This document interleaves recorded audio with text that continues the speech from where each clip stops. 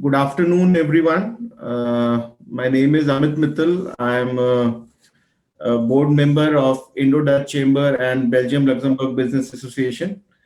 I am very honored to welcome today for the BLBA Initiated Leadership Series Mr. Kishore Jayaraman, President of Rolls-Royce India and South Asia. His experience and background will provide us a very rich source of information and knowledge to all our members. Indeed, it has been a pleasure to co-host this webinar along with our associated chamber, Indo-Dutch Chamber of Business and Sciences, which is headed by Mr. Rajesh Srivastava. And from Mumbai, we have Indo-Belgium Luxembourg Chamber of Commerce, which is headed by Mr. Anish Chakrabarti. Uh, I would welcome all the participants to this meeting and would welcome them once again. Now I hand it over to Mr. Rajesh Srivastava, President of Indo-Dutch Chamber and Chairman of Rabo Equity, for his welcome remarks. Over to you, Rajesh. Thank you, Amit. Such a lot of pleasure to see you in person, Kishore. And I've heard so much about you. You don't see too many companies around the world which are present in the skies, in the seas, on the road, everywhere, right? So that's what Rolls-Royce is. So you have quite a task, all responsible for all of Asia. But just let me also say thank you, Raji, for organizing it and for all the other co-host colleagues from both the boards here. Kishore, being a banker, I cannot not have looked at a little bit of accounts, without that doesn't make sense.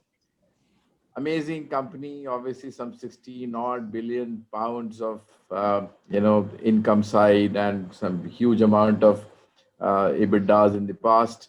Uh, Cash of 5-6 billion pounds sitting in the books or in the cash equivalents. So terrific strength for sure. I do see, however, that like most companies around the world, I think Rolls-Royce also had a little bit of a beating in 2020 because of the COVID issues, I suppose. I will hear a little bit more about it. So, two or three things which I would really love to hear from you as you talk to us. One of them should be on the carbon emissions and neutrality because everybody is talking about it, all engines, all power projects. How much of emissions can you reduce, really? And I know that your company is doing a lot of work on hybrids and all. So maybe you'll educate us a bit on that. And secondly, for sure, that in terms of the COVID issues, first of all, just as when you think it's all tapered off and you can talk about more normal times, you see the second wave hitting us hard in different parts of the world and also of course in India.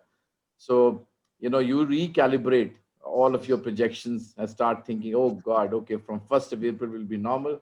Now it's the question of 1st of April what, 21 or 22. So it's a terrible times for all of us. There's frustration setting in, there's desperation setting in, businesses are obviously getting hit hard.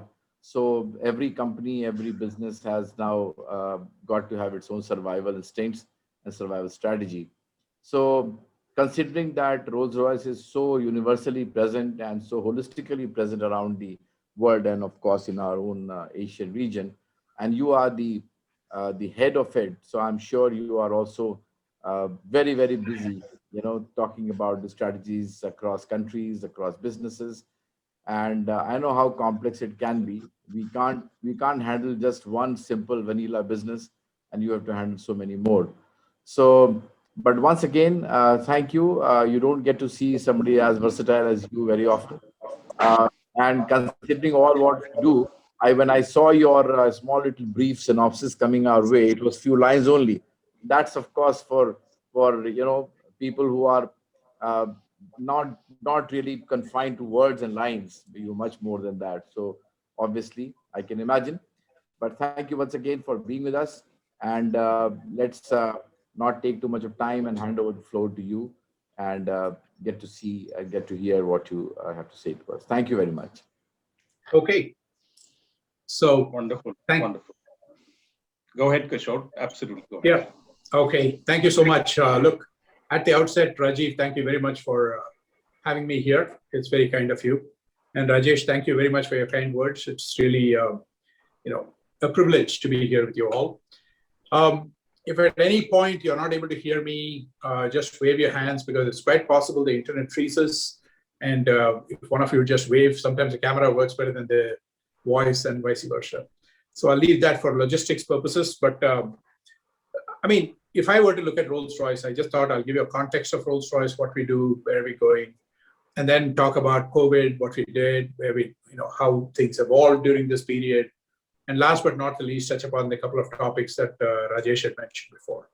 So I think Rolls-Royce as a company, a lot of people, still think of us as cars, but I'm very happy Rajesh mentioned that we are in planes, trains, and automobiles, but not automobiles. We delete that one. So I think in terms of planes, aerospace, we are present in the civil aerospace business with wide body engines, and we fly globally on all the large aircraft. So it's international business, and primarily driven by long distance travel. So we are on the Dreamliners, we are on the Airbus 350s, 380s, and the Airbus 330s, the new ones. So that is one piece of our business, the civil aerospace business. Second piece of our business is defense.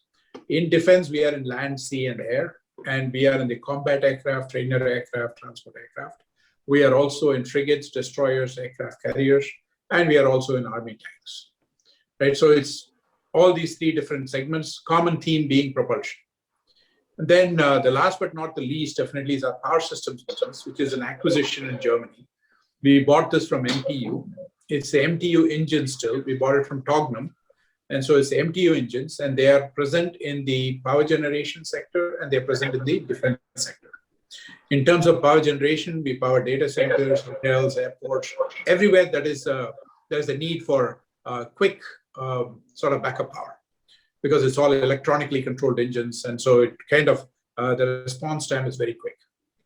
And in terms of defense, the engines are again known for the energy density, and they're also known for the quick responses. So it's a very good business for us. It's about 3-4 billion euro business. And we have the civil aerospace at about 6-7 billion pounds on a normal day. And we have the defense business at about 4-4.5 billion pounds. So that said, we just receive a small royalty from Rolls-Royce cars, just because they carry our names too. And it gives us a lot more luxury statement than the defense business does, right? So, and having said that, I think all these three businesses are present for us in India. And, I joined Rolls-Royce in 2012. And before that, I was in the energy segment with GE.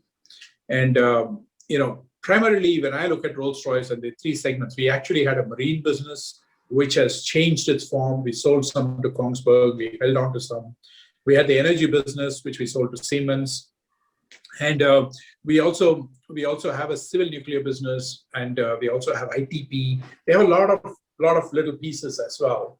But the major businesses are the civil, defense, and power systems. All three are present in India.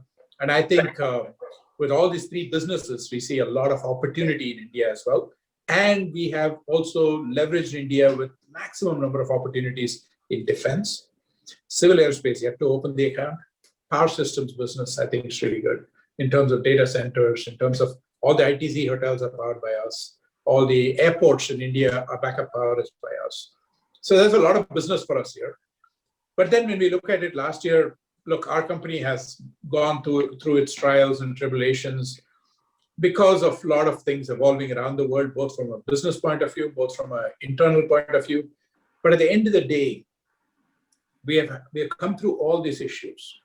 And we have come through these issues without really sort of having to deviate from what we believe is absolutely above board, right? Totally compliant, totally, open book kind of business operations. Mm-hmm. And today we operate the same way. We had about 15 litigations against us for tax issues, and we have sorted all of those out, right? And today we operate on a very clean slate, and we are able to do, and India has also evolved. Let me be honest about it. Where we saw India 20 years back to where we see India today is very different place. And I think the government has also realized there's a lot of things that need to be done in order to enable the businesses.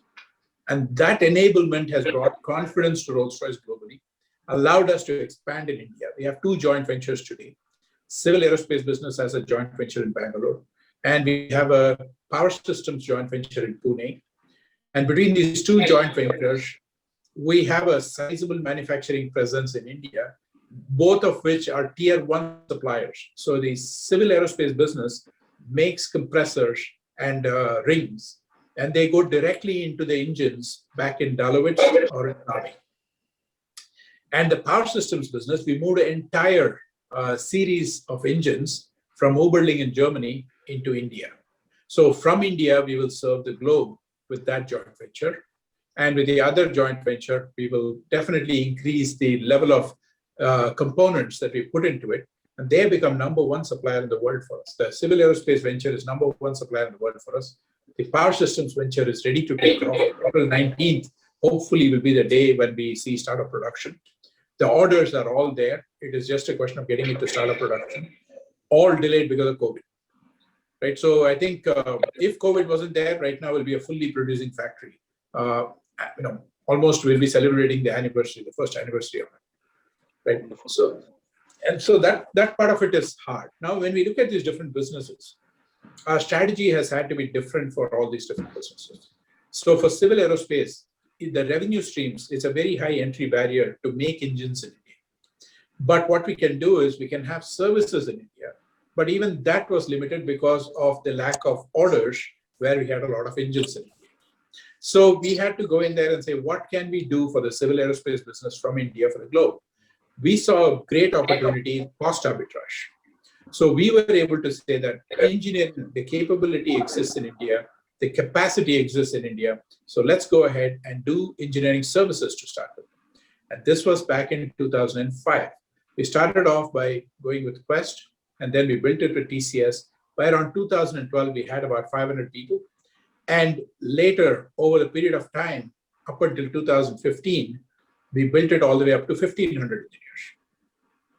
But in 2015, we said we need the capability so that we are going to have our own people do systems work and do new product introduction work. And so we built a team of 500 engineers. We interviewed about 82,000 people, and we hired about 500 people over a period of 1.5 years. And then that team got on board, and the latest XWB products, some of the engineering work on that was done here in Bangalore, right? And then what we did last year during COVID, we had to figure out, because our new programs were tapering off, we had already finished that work. And the next step in the journey was, it was maintenance work. And so we figured we got to figure out what the next NPI process is going to be. But in the meantime, with the existing engineers, how do we leverage the capabilities better? To us, it seemed like a good opportunity to partner with Infosys and kind of put this team with Infosys, but at the same time, be able to grow it with Infosys as an engineering services operation. Right? So that's what we did in 2020. So one of the key differences that happened between 2019 and 20 was the engineering team of 500 people from us moving to Infosys. But what that also meant was, today in India, we have about 2,300 engineers that serve Rolls-Royce globally. Right? And in the meantime, during the COVID times, we also in the power systems business in Pune increased our engineering capability, which went from over 100 people to 250 people. So we have today 250 engineers in Pune who are Rolls-Royce employees that are working in order to serve the power systems business in Germany. And so 2 joint ventures, a really large engineering services portfolio here, led us to think about more and more. In 2016-17 timeframe, we created a digital center of excellence in the UK called R² Data Labs. And the logical extension of R² Data Labs was to happen in 4 different places. First one was UK, of course. Second one was San Francisco. Third one was Singapore. And the fourth was in India, in Bangalore. And so we built a digital team here in India. And that team basically had to develop, it started with business analytics, but that business analytics led us into artificial intelligence, which led us into machine learning and deep learning. And so we have a very capable team here that can quickly put together algorithms, that can quickly get into hypothesis testing, and that can quickly get into data analytics, complex issues that can be solved. And that team is in Bangalore today with about 60, 70 people, our own people, plus about 50 people from outside, from TCS primarily. So between TCS and Infosys, we kind of have a really large workforce here in India serving data labs and the engineering services. In terms of supply chain, can you all still hear me? Yes, yes, Kishore. Okay. So in terms of supply chain, I think what we figured was it was a very what should I say, rudimentary operation we had in terms of suppliers in India back in 2012. We put in an effort to sort of get suppliers on board, allow them to produce fair parts and onboard them, and then give components to them. That, as we speak today, we have about £500 million worth of supply chain committed to India over the next 10 years. We work closely with Tamil, we work closely with Tassel, we work closely with Godrej, we work closely with Bharat Forge, and our own joint venture is also one of our suppliers. So in principle, if you look at civil aerospace, we have engineering services, we have supply chain, we have data analytics work that's being done here. So it's been a solid development in terms of business. As a business operations, we're doing very well here in India. The next step was defense. Now I'll go over to the defense business, but in the defense business, we were just selling, engines through HAL to the Indian Air Force. So we have the Hawk trainers, which are training aircraft. Then we have the C-130Js through Lockheed, which are transport aircraft. And we have the Jaguars, which are the combat. And so the Jaguars are like 125 aircraft right now. The C-130s are about 12 aircraft at this point in time. And the Hawk trainers are at about 125, 130. The Adore engines power the Jaguars and the Hawks. And there's about 300 engine fleet here in India. And so with such a large fleet, we also have the MRO. We had a technology transfer agreement with HAL. So they do make some of the components. We do also make some of the components outside of India. They are all brought together here in India at HAL in Bangalore. And we also do all the MRO for these engines out of HAL in Bangalore. So for us, selling engines started back in 1932. Then in 1956 was this technology transfer agreement with HAL. And then in 2010, we formed the joint venture with HAL for IAMPL, that is our JV for civil aerospace. And now we are looking at more supply chain with HAL. HAL supplies forgings to us.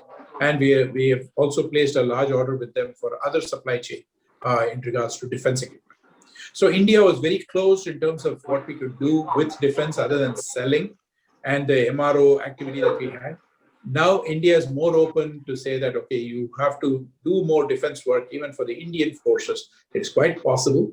So we are looking at what more can we do in India, which I will talk about in a second on future technologies for defense. Absolutely. So now the last, but not the least, definitely is power systems business. Like I said, engineering there is about 250 in Pune. We have a services operation out of Pune as well. We have lots of products from our MTU. Our MTU engines powers the Coast Guard fast patrol vehicles. We have a lot of products with the frigates and destroyers, and these products are also in submarines. Wonderful. So we are working very closely with the Navy and the Coast Guard. Kishore, that's wonderful. I'll just jump in here for a moment, Kishore. Thank you, first of all, for this. You really laid it out excellently to us, and I think for the people to understand what Rolls-Royce is about, the strengths and the kind of expansion that Rolls-Royce has undergone under your leadership in the last few years. And what I'm extremely thrilled about to know is that in particular, what's happened with Pune and Bangalore, because I remember when I met you 5 or 6 years ago, this was still in the process of development, at that time. You were doing a lot of the hiring at that time happening for engineers and everything. Between Anis and me, we will just be raising some questions, in a very conversational manner with you, sure. One thing which is very, I'm particularly keen to understand, Kishore, is that you've talked about Industry 4.0. And here we are talking about dovetailing, innovative tech, data-driven insights, artificial intelligence, mass automation, Internet of Things, robotics, 3D printing, and everything, we still know that in terms of certain leverages, there are countries like Malaysia, Thailand, Singapore, Japan, and of course, China, which still has 25% of the manufacturing of the world. So looking at the fact that where you have come from, where you were, let's say about 8-10 years ago, and the things that have already been kind of, boots on the grounds that now that you've got, how would you now see the scale up of the manufacturing going forward? Do you think that one specific to Rolls-Royce and the other more generally speaking for India, because it's crucial for India also to scale up its manufacturing and increase the pie as the percentage of the GDP. We are still at about 15% of the GDP in terms of manufacturing, and we need to be at 25-26%, to create hundreds of millions of jobs which are required, people that are coming into the job market. How do you see specific to Rolls-Royce in general to India? Well, specific to Rolls-Royce, look, we will continue to keep growing. The reason why I say that a little bit softly is because in the aerospace segment and in the power systems business, it's not going to scale up very fast. In a B2C business, things move very fast, right? In terms of scale-ups. In a B2B business, the scale-ups are dependent on a lot more factors. But we will continue to grow at a steady pace, but it will not be like a step increase wherein, today it's like 100 and tomorrow it's 200, 300. It'll keep growing at its own pace. But the foundation has been set for us to grow for all our three businesses. That's from a Rolls-Royce point of view. From an industry point of view, the B2C business is primarily dependent on consumption, and a lot of them are P&Ls in India already, right? A lot of them. But if you go to the B2B businesses, for them to grow, it becomes a question of either revenues that need to grow for them. So India places the orders and they make in India, right? Or the second feature is going to be one where there are programs. So a lot of this aerospace defense areas, there are programs that are created. The government infuses the funds in there, and these programs are created. And for those programs to be created, there are two mechanisms. One is the government-to-government agreements that happen between two countries, or the second thing is that the Indian government says, I need these programs, whoever wants to partner with me, come in. So either it's orders or it is programs. Now, when you have orders or programs, then automatically the demand for manufacturing goes up. When manufacturing goes up, when you have a lot more people being employed in those sectors, it will not be at the same scale of hundreds of millions of jobs. It's going to be smaller scale, but you're going to have a higher skill labor. But you're also going to move into your space of IoT and more and more of automation. The skills required are going to be higher and higher and higher. But the thing here is that in terms of India's manufacturing, we have a great opportunity. And from an India perspective, in order to win that opportunity, we have to catalyze it. And from an India point of view, to catalyze it, it's going to be something like a program or a big revenue stream that is created for companies. But in terms of exports, if you want to get into exports, then we have to fill the need of joining the quality value supply chains globally. And if you're going to join those kind of supply chains, we have to create that pull from the other side. And so it's going to lead more and more to us first filling gaps, showing the capabilities, executing, and focusing on quality. And it's not going to happen overnight. It's not going to be because China just vaporized. And so today we're going to have India. Yes. And there are enough other people also competing. So I think if you really want to look at it very objectively, I think the government is doing a lot of work in that area. But it's really going to have, the effect is going to be seen after some time. And if the opportunity is missed, I do believe that other countries around the world, like the Vietnam is always a spoken country. And I think it's Vietnam, Thailand will come out of it, Malaysia will come out of it, Indonesia will start, Turkey will start, Eastern European countries will start. I think that competition is tremendous outside. So for India to come in, we have to first create our own need internally, and we also need to position ourselves so that we become part of the value chain for global companies. If I may just come in, this is Anish Chakrabarti. You mentioned something earlier which I found very interesting. And when you were speaking about Rolls-Royce's journey in India, and let's say from 20 years back. So one of the part of that journey is the change from licensed manufacturing traditionally move into engineering services. You mentioned about 2,300 engineers. There must be something in this engineering success story as far as India is concerned, because a company like Rolls-Royce, to believe in moving a lot or a significant portion of its engineering activities to India, to me, this is a fantastic success story about India. Is this something you can elaborate on? Because I'm sure a lot of the viewers would love to hear, that part, which is kind of an inspirational aspect that we want to highlight elsewhere. Yeah. I mean, nothing happens easily. To be honest with you, I think it was initially, like I said, started off as a cost arbitrage initiative because we did see the value of having highly capable people at a much lower cost. But then as time went by and we saw the success happen, and we saw more and more projects delivered on time, highest quality, right? And there were no mistakes. So it was a learning curve for us from 2005. But then once we decided that, look, we have done the component level work. I know India can deliver on the component level work, which is all capacity. We have good engineers available in a lot. And so in masses, so it's good leverage of the people, capabilities in India. But what we also wanted was skilled people who can take a component or few components, put them together into a whole system. And that trust it is like a leap of faith, almost like crossing the Rubicon, right? And I think that is where the struggle always happened. How do we trust, right, that I can do IP work in India and be safe about it? So we had to make sure we had the IT systems that were geared up for it, which caused a lot of problems, right? And we had to make sure that the data is secure, the IP is kept with us. So a lot of people had to be satisfied from that aspect. But once we crossed that bridge and we saw what the engineers can deliver, that 500 people, they delivered an awesome output for us, right? To the point that these people were able to just say they could become authorizers, approvers, right, of certain designs. They started going to the next level of saying, why are we doing it this way? Why don't we do it this way? Right? And so that it started becoming an integrated part of our engineering system. It was no longer somewhere in India, right? It was just like Germany, India, US were sitting together solving issues. So for us, it was a tough, hard journey. Let me not undermine the efforts that it took.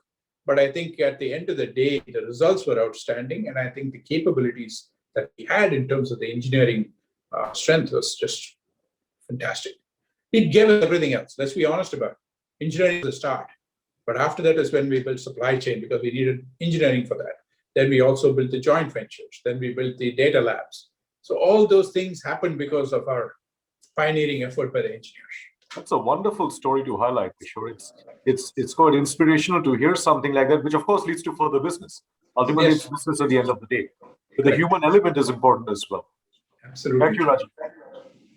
Kishore, there is another point that came up. The COVID pandemic.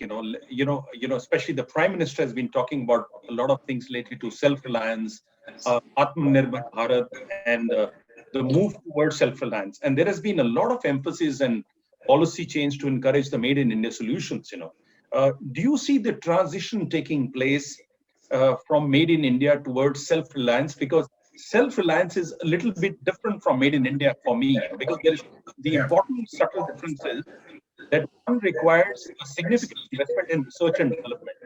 I mean, one could be purely, a substitution of a product that you make in a place A, like China, Singapore, wherever, world. Now you start making. The other is, like you said, if you go up the value chain or even the technical chain, then it requires significant R&D investment, and the willingness, to reach out, like you said, to the best in the class, to forge technical collaborations. Do you see that happening? I think so. I mean, if I rewind back to 2015, I think Make in India was the go-to statement. Everybody was talking about Make in India. We had the Make in India Lion. So it was all, it was all Make in India, which is a right focus, right? It was like a clarion call to say that, look, manufacturing is the key for producing jobs, all good, right? And I think every company in the world, I think, started thinking about how do I make in India? And also you tie it to saying, here's my huge market and here's your potential revenue stream, which gets enhanced by your Make in India. Then you say, here are the skill sets available for you. And these are all capable people who can do the work. So that's the second piece of things. The third piece of things was about, it was about the skills. It was about the vision of the whole call. And it slipped my mind for a second, that will come back to me. But everyone was thinking about Make in India and manufacturing in India. Now, when we fast forward to 2020, okay, at a point where, look, manufacturing did increase, but did not increase a whole lot. It did put the right focus, but it didn't really go where we wanted it to go. Why did that not happen? That did not happen, in my view, is because the place where manufacturing really builds up is when you're starting to own IP. You can do so much of other people's technology and making it here. That becomes assembly, that becomes this thing. But the IP side of things, people are still a little bit they're careful about the transfer of technology and building more and more of them. But you see that happening right now in 2020. That's where your Made in India comes in, where you have a little bit more of ownership into the IP, and you have a little bit of manufacturing that goes in along with it. So there is a lot of, what should I say, an intersection that happens between capability and capacity. Make in India would have done capacity, Made in India would do capability, and I think we can marry those two together, which is where we are today. Now you go to the next level, which is say Atmanirbhar, which is self-reliance.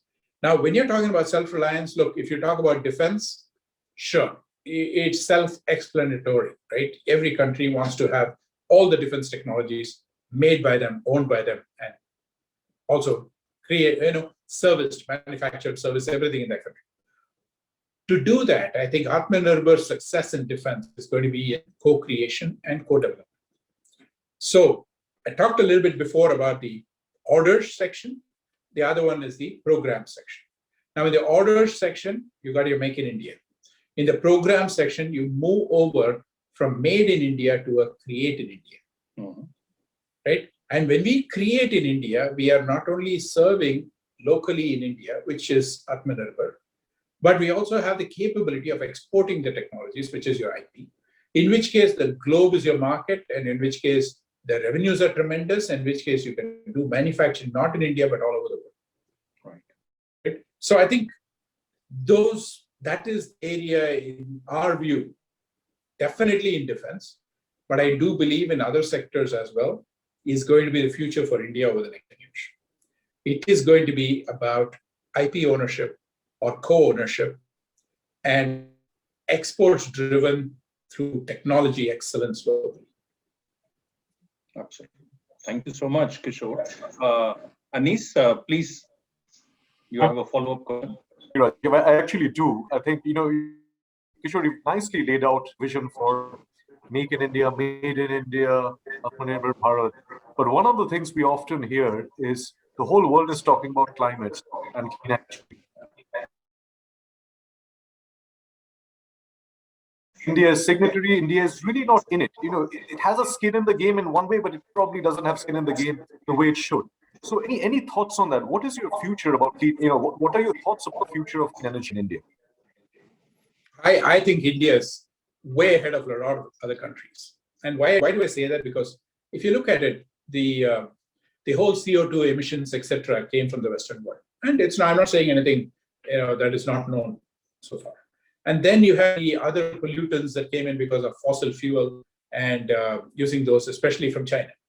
Right? So the focus went from the Western world of CO2 emissions into China for polluting with coal-powered plants. And then India was smack in the center of it with fossil fuel, especially coal, right? Especially coal. And if you noticed, even up till 2010, right, India was still putting up new coal plants, right? Fast forward 10 years now, 2020. Look at where India is in terms of renewables, in terms of solar, right? We didn't do much in nuclear for the right reasons, but we still have a significant portfolio. It boils down to 2 or 3 sectors: energy sector, the transportation sector, and the infrastructure sector. And if you look at the energy sector, primarily coal has moved. We don't have natural gas, but we made up for it with renewables. And I think that will continue. I think we'll do more and more and more of renewables. And this is going to get, it's going to get into microgrid solutions. And it's going to start thinking differently about optimizing energy usage and the source of energy. And in terms of transportation, I think, needless to say, and Rajesh asked me this question, which I never answered up to now, so I'll answer it here, which is in terms of fuels, sustainable fuels. So biofuels is a first step. So you kind of go into a world where you're combining two separate different types of fuels, reducing the emissions. But then ultimately it's going to move over to hybrid systems, which will be electric aircraft, to fully electric aircraft, right? And today, Rolls-Royce, as I speak with you, has proven successfully all electric aircraft that we flew, right? As of 2 weeks back. So now that will move forward. We'll probably have commercial sort of, we are looking at it more like air taxis at this point in time. So that'll have 5 passengers, 10 passenger capabilities. But then as we move forward, I think it'll slowly move into the larger segments over a period of 10 years. It's not easy to eliminate gas turbines completely, but it'll definitely be hybrid. It'll be a lot more cleaner. Where will India play in this? Because these technologies that are developed globally will come to India as well, right? But India itself is also doing itself favors with the transportation sector, where even in defense, as we speak, there's a lot of conversation about hybrid propulsions, right? We want our defense maritime technologies to be hybrid in the future. So there's a lot of conversation about it. So the cognizance of sustainability is huge in India in all sectors. The ability for us to convert it in the energy sector from coal powered to wind and solar is a testament to itself, saying we can do it. So that gives me the hope that as we move forward, India will continue to be on par, if not a little ahead of a lot of other countries in the world, a lot of the Western countries in the world, because they are struggling with their own devices that they were created from the past. But we don't have those devices from the past to worry about. We just created new devices for us, which will help us in that journey. Excellent. Please, can I ask a Yes. supplement on this? Please, Rajesh, please come. This is of interest to me. Thanks, Kishore, first of all, touching upon it. I would have felt very left out if you hadn't touched upon it. I did mention you, Rajesh. I did remember the question. So when you start shifting from fossil to others, and of course, you doing electric vehicles, this and that. So I think carbon emissions, carbon trading becomes extremely critical, right? What's your view in India, especially where there is a shift which is happening and much more to happen on the carbon trading platforms for Indian companies, and also on bilateral trading, especially with the high and mighty like Rolls-Royce? So, well, I'll first caveat is that, look, I'm not very familiar with that space. To be honest, I don't think we have dealt too much with carbon trading from our business point of view from India at all. But what I can say is that for us, the emissions that is created with our large engines is something that as a company, we have said, we will reduce the emissions. And we want to go towards a net zero economy, right, in terms of emissions. But how countries are going to trade with carbon deficits or carbon excesses, it's something we don't really do. And because of that, I don't personally get into that at all. If you ask me the same question on offsets, I'd probably have a better answer for you, Rajesh. But in terms of this one, I really don't have a good answer. I'll be speculating. That's fair enough. Kishore, there's something as a follow-on to what Rajesh just raised. I found very interesting, but I think I must have your perspective and view. Because I myself was with Magneto and I'm still with them on the board. And I know we used to work a lot with the fossil fuel industry, because the coal-fired boilers and the turbines, was the bread and butter for Magneto for donkey's years, because we were supplying very critical wear parts, for the pulverizing application. Now, you're absolutely right. We have moved so dramatically in the last 10 years, you can see from where we were setting up these ultra mega power plants, UMPPs, and now coming to a stage where we are talking about 700 megawatts of single place solar plants, which is unbelievable. I mean, the plant in Kumti in Tamil Nadu, for example, it's incredible. You know, and then what Adani is doing on the green energy in the state. But one question, Kishore, that troubles me, maybe it troubles me because of my ignorance, but I would love to have your perspective on it. Is it such a binary, you know, when you shift from, let's say, the fossil fuels to solar and wind, and also from, let's say, the hydrocarbon-driven cars, the fuel cars to electric cars, you know, because at the end of the day, there are going to be the zillions and zillions of those batteries, you know, that you're going to be using. Now the batteries are all lithium phosphate and those kind of things, you know. Now that is a material also which is pretty toxic. You know, you have to mine it. A lot of them are rare earth materials. In the process, one is the mining part. The other is the fact that, you know, once those batteries reach a certain shelf life or discardable life, they will at certain point be discarded. Even though I see more and more in terms of the operational life of the batteries going up, which is a good sign. But do you think that we are substituting eventually for a future generation a problem which we have not seen today? It's a question. No, I mean, it's a very fair question. One of the debates that happens constantly is the fact that in order to charge these batteries, we use electricity, which is again comes from natural gas power. So if it is not natural gas power, it is fossil, it is coal power. So now you're just, the balloon is just the same amount, same volume. We just squeeze this side, it is just filled up on this side, right? So it is a fair question, and I don't think there's a real answer at this point in time. But what they are trying to do is that, yes, it does cause it, but is it much lesser than if you went all electric? Even all electric, you're going to have these batteries to charge, but is the consumption of, or the pollutants going to be lesser if we do that? And we don't have scale enough to say that, right? Nobody has a scale to say that, but I'm certain that when you have scale, there'll be other ways of doing it. But still, you'll use renewable power. Natural gas doesn't have to be there. Yes. So each time you should have solar, you should have wind. And the whole concept of microgrids is that, right? Is to use the most efficient source of power. And if we are able to take these large solar farms or wind farms and combine them with a combination of natural gas powered grid power with these renewable sources and balance it to get the optimal discharge out, I think charging of the batteries become less polluting, and batteries themselves are not polluting. Now, the battery's life is reduced. What do you do with the dead cells? What do you do with all those batteries? That's another technology space by itself.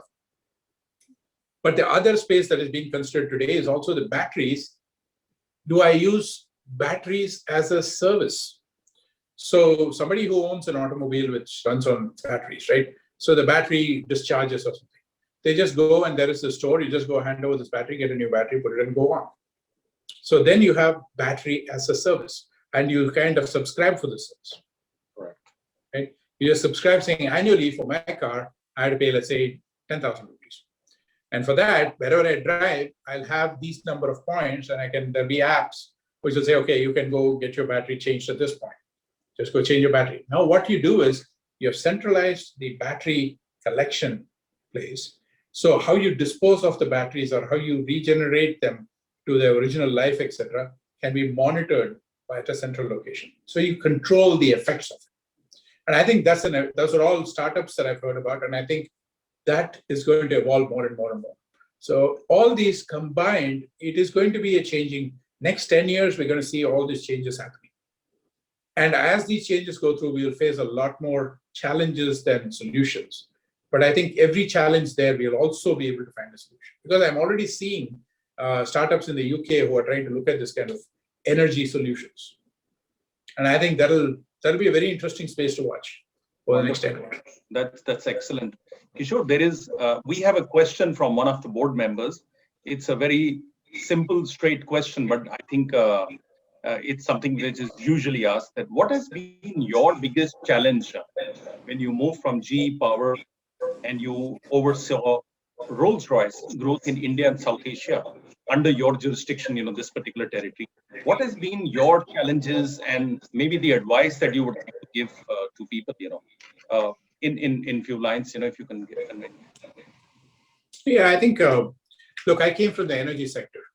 Rolls-Royce did have energy there, but then every other portfolio we had here was different for me. Civil aerospace, business jets, defense, power systems I knew very well. I had those same engines in GE, which was Jan Barker, and so here it was MTU. So I knew that market very well. So my biggest immediate need was to get myself familiar with the business, strategies to evolve for the different sectors. Right. So that was my personal challenge that I had to take up and quickly get up to speed.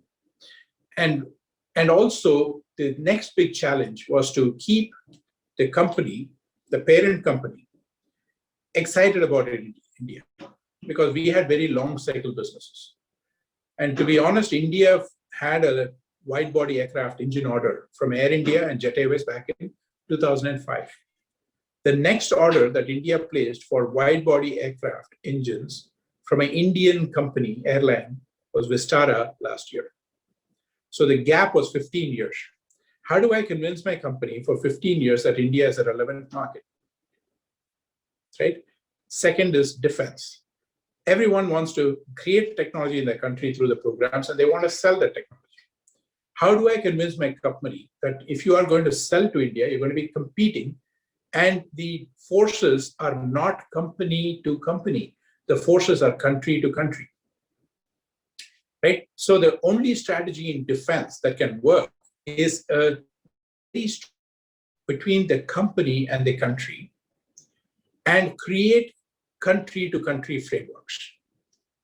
So that was a huge challenge, and it's taken a long time to overcome that, because it's not just us as a company. The third one is power systems. The biggest challenge there is cost. How do I convince people that in India, if your price is not going to meet the expectations, which is purely driven by cost, you cannot sell? So these three different businesses, one short cycle on cost, the other two long cycle on strategies. And bottom line is convincing the Germans and the British that India is still a very good place to do business. And also the Americans, because our defense business is both UK and the US. Americans was a little easier for me because I was with GE. So, but this one I had learned the cultures as well. I'm going to come in with a related question on that, Kishore, as well. I'm conscious of time, so I want to shift gears slightly and focus on Kishore Jayaraman as a person. Now, you've been a CEO GE Energy, CEO Rolls-Royce, and an industry leader for a number of years. Walk us through the journey a little bit. What have you seen? Your experiences, something you've gained on the way, what you've seen, how India's changed, for example. So we'd love to hear that. Okay. Well, look, I'm an accidental business guy here in India. I had actually immigrated to the US, and I was in the US when they told me, we have this energy business we want you to look at in India. And it was a career move. It was a decision I had to make. It was crossroads. If I did this, my career goes up. If I didn't do this, my career could go up. I don't know the answer there. So I took the job, came to India, 2 years. I was supposed to go back. And then again, it continued on. The thing about India I noticed was that there is always hope. Every day I used to come in. Our order book was $10 million in 2005 in GE, 2004. Right? That business grew to about 200 million, and eventually in 2012 to about $600 million. And we had no clue will it happen or not, but then we had to look at the market's dynamics. And as I looked at it, it was all about creating that hope within the company, but a strategy to make that hope real. That is what I would say my journey has been, because every single business from 2005 to now that I've touched, it was always that India had opportunities, but conversion of opportunities was a real challenge. So it boiled down to me to people and products. If I had good people and I had the right products, all I have to do is wait for the market. Right? Very simple. And that's what we did. That's how we grew the energy business. And then once you get the market going and once you have orders and everything, you start building the organization. But the initial step is have one or two really good people. And make sure you have a really good product that everybody else will want. then it's just if the market is there, these two will make it happen. If the market is not there, we cannot do anything. For example, our civil aerospace business, we don't have a wide body aircraft order going right now. But do I have the right person in play to meet the right customers with the right products and keep positioning ourselves? So when the market comes, we'll be there. So I think that was, in really short way, my journey through all these businesses in 15 years. I rose with the tide as the businesses grew because the market grew. If you go look at the energy business, you will see that we were very small and we formed the partnership with BHEL. We made sure we met with the private sector. We were being very careful about how we did both with public sector, private sector, but the balance and the product, and that's what I would say. Personally, for me, there's never been a dull moment in India. To be honest with you, in 15 years, if I were to redo the whole thing again, I'd say yes in a second, because there's never been a dull moment. Right? And it still keeps me going. It still keeps me going. There's never a day without a challenge. Phrase you mentioned resonates very well, Kishore, which is deliver on hope. Yes. So if the India story needs to be highlighted, then there needs to be hope. Deliver on hope. That's what it's about. We have to deliver. Look, I mean, a lot of people just give hope. That's marketing. But if you want to have sales, you got to deliver on that hope. Absolutely. Kishore and Anis, with your permission, we'll just take a couple of questions if there are any questions from our audience today. If anyone has a question, please let me know. Ramanji, any question? All I can say, it's been a wonderful journey, and especially while listening to Kishore's experience in being able to convince people back home to set up the design centers in India. I can tell you that, I worked with the Belgian company for 6-7 years, and I was not very successful in that because of largely proprietary issues. We tried to also enter the defense part, and we did try to partner with a company which is very close to the nation building, but still things didn't work out. Yes. It's not an easy business, but I think you have had a extremely successful stint so far. Congratulations, and hope you continue to do still better. Thank you so much, Raman.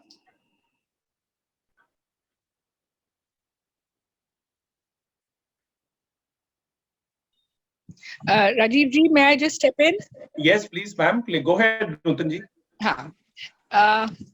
Good afternoon to everybody. I just wanted to tell Mr. Jayaraman that whatever he's doing, I don't know very much about this because my husband is an excellent engineer, but certainly whatever you're doing, somewhere as an Indian, it makes us very proud. And much more so that more and more foreign companies are coming into India, giving us wages, giving people jobs, and making India so proud. I wish you all the best, and I hope more and more people come in. Thank you. Thank you very much. Thank you, Nutanji. That's so wonderful. Thank you so much. I would, since we are now coming closer to the end of the meeting, I would request Inyas Hendricks, Vice President of Belgium-Luxembourg Business Association and our board member and a dear friend, to give his word of thanks and closing remarks. Please, Inyas. Thank you, Rajiv. Last year, COVID-19 has changed everything. The way we shop, the way we travel, the way we work, and the way we do business. Business dynamics have been disrupted massively in a way we have never seen before in our modern human history. Companies had a hard time to recover. They were forced to reinvent themselves. Even today, there are no easy answers, but we can learn from others. And this afternoon, we had such a unique opportunity. We got a clear picture of how Rolls-Royce changed and pushed boundaries. Mr. Kishore, thank you to share this great Rolls-Royce story, a story of hope and commitment. We have learned how to tackle the challenges of tomorrow in a successful way. Sir, it was an incredible pleasure to have you with us today. Thank you also to our two excellent moderators, Rajiv and Anis. Gentlemen, you put the business challenges and learnings in the right perspective. Thank you for guiding us through this very interesting session. Amit and Rajesh, thank you for your welcome and opening remarks. We appreciate your contribution. We are happy that today the Indo-Dutch and the Indo-Belgian Luxembourg Chamber have joined us for this amazing CEO talk. And finally, thank you, dear audience. I still see 22 people online. Thank you for joining us. I hope it was as interesting for you as it was for me. Thank you. Have a good evening. Thank you very much, Inyas, for your lovely remarks. And I also wanted to say that I wanted to place on record thanks to Gayatri and to Divya, who are in the communication team of Rolls-Royce. Thank you for the collaboration and the wonderful, easy way that we could get this busy guy called Kishore on track. We have been wanting to have Kishore for a long time. Kishore, I can only say thank you once again from the bottom of my heart, my friends. It was a privilege. My apologies. I was so hard to get. I tried to run fast. Thank you, friends. Thank you.